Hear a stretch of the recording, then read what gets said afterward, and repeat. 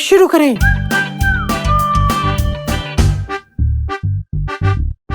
Hello दोस्तों, ये मैं हूँ डगलस और आज हम बात करने जा रहे हैं खुद पर काबू के बारे।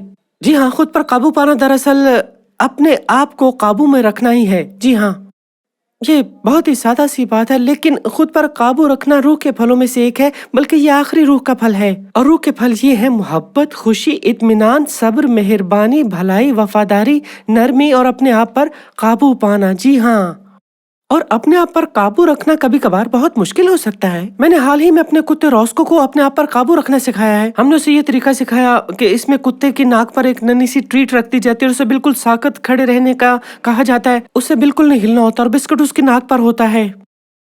ये देखने में बहुत मजे का होता है क्योंकि आप देख सकते हैं कि वो इस बिस्किट को खाना चाहता है और वो इस तरह से खड़ा होता है, यूं। तो वो जब इस तरह से खड़ा होता है तो हम कहते हैं कि यहीं रुको अभी, और चलो शुरू करो। और जब हम कहते हैं कि शुरू करो तो वो खा लेता है।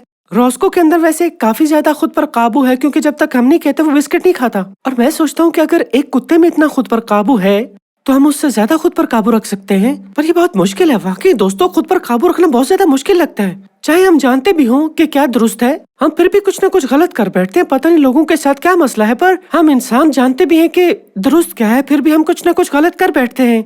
जैसे मेरी दादी ने एक बार कहा कि बिजली की बाड़ को हाथ मत लगाओ। मेरी दादी माँ के घर पर ये एक बिजली की बाड़ है तो उन्होंने कहा कि इसको हाथ मत लगाना बेटा। मुझे पता था मुझे झटका लगेगा, फिर भी मैं गया और क्या किया भला? जी हाँ, जाकर उस बाड़ को छू लिया और पता है कि उसको छूने के बाद क्या होता है? मुझे झटका लगता है, बिल्कुल जैसे मेरी दादी माँ ने कहा था। और खुदा ताला ने हमें बताया है, उन्होंने हमें बताया है कि दुरुस्त क्या है और गलत क्या है। और जानते हैं कि हम फिर भी गुनाह कर ही बैठते हैं और हमारे साथ बुरा होता है। जैसे खुदा ताला ने कहा कि खुद पर काबू रखना बहुत ही मुश्किल हो सकता है। हाँ, ये वाकई मुश्किल है, मगर खुदा ताला हमारी खुद पर काबू रखने में मदद करना चाहते हैं। जी हाँ, और इस ज़िम्न में सबसे पहले ये जानना चाहिए कि दुरुस्त क्या है और गलत क्या है, क्योंकि खुदा ताला ने ये बातें हमारे दिलों में रख दी हैं, हमें बता दिया है कि सही क्या और गलत क्या है। पर बाज़ पेचीदा हालात में भी खुदा ताला ने हमें अपने कलाम में सही गलत का बताया है। तो सिर्फ ये नहीं कि हमारे दिल जानते हैं, बल्कि अगर चीजें थोड़ी मुश्किल हैं तो हम किताबे मुकद्दस से पढ़ सकते हैं कि सही और गलत क्या है। इसलिए खुदा ताला के कलाम में रहना और बाइबल को पढ़ना अच्छा है ताकि मालूम हो सके कि क्या सही और क्या गलत है। मगर फिर आपको इस पर अमल भी करना है।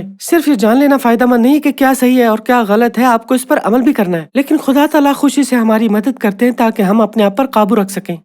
इस पूरी तालीम में रूह के फल के बारे में बात की जा रही है। अगर सेब का दरख्त अच्छा हो तो फौरन मालूम हो जाती है क्योंकि इस पर अच्छे सेब लगते हैं। इसी तरह अगर किसी इंसान के दिल में रूहुल कुद्स बसता हो और वो रूह की रहनुमाई में जिंदगी गुजारता हो तो ये भी जाहिर हो जाता है क्योंकि जिंदगी में ये खूबियां नजर आने लगती हैं। ये अयां हो जाता है क्योंकि हम में ये रूह के फल होंगे और ये सब फल हैं रूह के। जी हाँ, तो अगर आप चाहते हैं कि आप में खुद पर काबू की खूबी बढ़े तो आपको जनाबे मसीह के मजीद करीब होना होगा। खुदा ताला ने जो बातें हमें सिखाई हैं अपनी जिंदगी में हमें उन्हें अमल में लाना चाहिए और जिंदगी को जनाबे मसीह के सुपुर्द करके चलना चाहिए। तो मेरा आज का चैलेंज यही है कि, और ये चैलेंज सिर्फ खुद पर काबू के बारे में नहीं बल्कि रूह के तमाम फलों के बारे में ही है। अगर जिंदगी में आप खुद पर काबू की खूबी बढ़ाना चाहते हैं और इसके साथ रूह के तमाम फलों को अपनी जिंदगी में लाना चाहते हैं तो मेरा पैगाम है कि खुदा ताला के करीब आया जाए, यानी खुदा ताला के साथ ज्यादा वक्त गुजारा जाए, बाइबल पढ़ने में भी और दुआ करने में भी। इसी तरह दूसरे मसीही बहन भाइयों के साथ जो खुदा ताला से मोहब्बत रखते हैं और उन पर ईमान रखते हैं, वक्त गुजारना भी मुफीद है।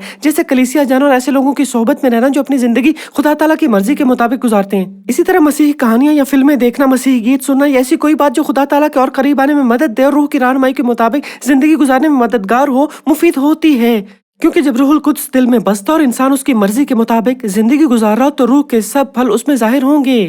रूह के तमाम फल उसकी जिंदगी में जाहिर होने लगते हैं।